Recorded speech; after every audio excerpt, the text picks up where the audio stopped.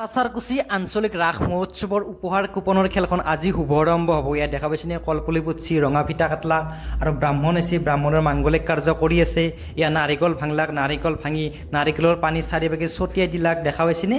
আৰু আমাৰ গেষ্টসকল আহিছে, গেষ্টসকলক আসন গ্ৰহণ কৰিব দিছে, গেষ্টসকলক সন্মান দিলে।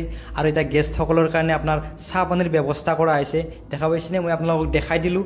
এতিয়া মই আপোনালোকক গাড়ীবিলাক দেখাই দিম। এয়া দেখা পাইছেনে, এই এখন ৰঙা এল্টো, তাৰে এখন চুইফ্ট আছে, চুইফ্টৰ কাষৰে টাটা ত্ৰিয়াগো আছে দেখা পাইছেনে।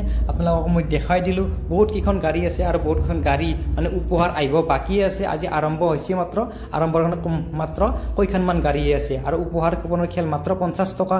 ইয়াৰ ৰাচিম আছে, চাইনুল আছে, আউন টিকেট বিক্ৰী কৰি আছে।